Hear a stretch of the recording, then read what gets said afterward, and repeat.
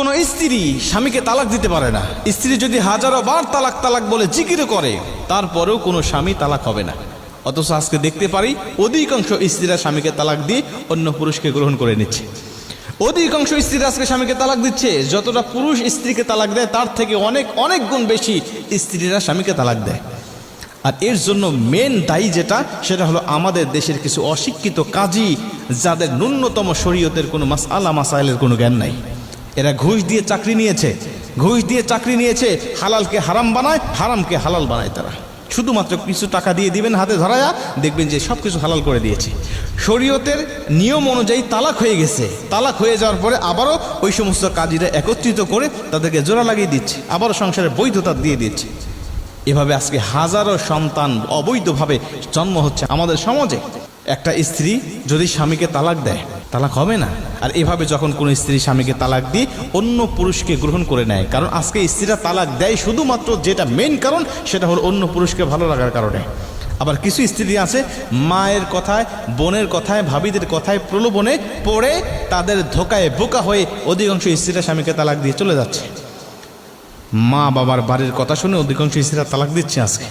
প্রিয় ভাইরা আমার, লক্ষ্য করেন, কোন স্ত্রী যদি স্বামীকে তালাক দিয়ে অন্য স্বামীকে গ্রহণ করে নেয়, আগের স্বামীর সাথে তো তালাক হয় নাই তার, কারণ স্ত্রী তালাক দিলে তালাক হয় না।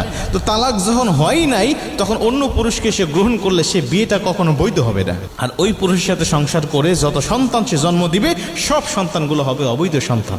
আর এই অবৈধ সন্তান আল্লাহই জানে আমাদের সমাজে কত বিরাজ করছে। এভাবে দেখবেন যে আবার কিছু বিয়ে আছে, দেখবেন যে স্বামী স্ত্রীর তালাক হয়ে গেছে, শরীয়ত সম্মতভাবে তালাক হয়ে গেছে।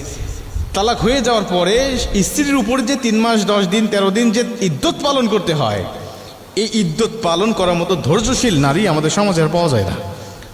তালাক হয়ে গেছে 7 দিনের মাথায়, 15 দিন 20 দিনের মাথায় দেখবেন যে আবার অন্য জায়গায় বিয়ে হয়ে গেছে, ওখান থেকে দেখবেন যে আবার সন্তান জন্ম নিচ্ছে। এভাবে আমাদের সমাজে অগণিত অবৈধ সন্তান জন্মগ্রহণ করতেছে।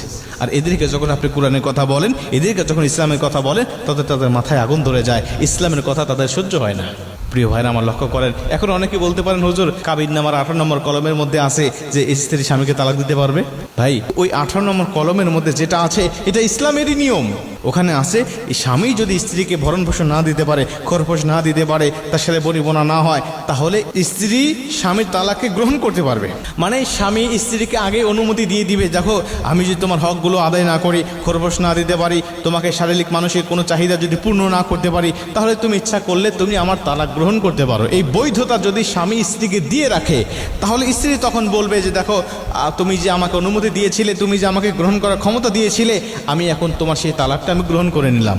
আমার সাথে তোমার বনিবনা হচ্ছে না, তুমি আমার খরপোশ দিচ্ছ না, আমার ভরণ পোষণ দিচ্ছ না, আমার কোনো চাহিদা তুমি পূর্ণ করছো না, অতএব তোমার তালাক আমি গ্রহণ করে নিলাম। তালাক গ্রহণ করার ক্ষমতা স্ত্রীদের আছে, তালাক দেওয়ার ক্ষমতা কোনো স্ত্রীর নাই। অথচ আমরা নিজেরা নিজেদের বিভিন্ন আইনগুলো বানিয়ে নিয়ে আজকে অধিকাংশ স্ত্রীরা স্বামীদেরকে তালাক দিয়ে তারা ইচ্ছা মতো সংসার করছে অন্য পুরুষের সাথে। আর এভাবে হাজারো সন্তান তারা জন্ম দিয়ে যাচ্ছে। প্রিয় ভাইরা আমার, এজন্যই আজকে আমাদের সমাজের এই করুণ অবস্থা। ইসলামের নিয়ম অনুযায়ী যদি আপনি চলেন, আপনার জীবন সুখময় শান্তিময় হবে। ইসলামের গণ্ডি থেকে বেরিয়ে যাবেন, আপনার জীবনটা অন্ধকারে পতিত হবে। এই জীবনে কোনো সুখ শান্তি আপনি খুঁজে পাবেন না। সবসময় অশান্তি, ডিপ্রেশন, বিভিন্ন চিন্তা ভাবনার মধ্যে আল্লাহ এমনভাবে ফেলে দিবে, জীবনে কোনো শান্তি পাবেন না, সুখ পাবেন না। সবসময় নিজেকে অপরাধী মনে হবে যে আপনার মধ্যে দুঃখী মানুষ যেন দুনিয়ার জমিন আর একটাও নাই।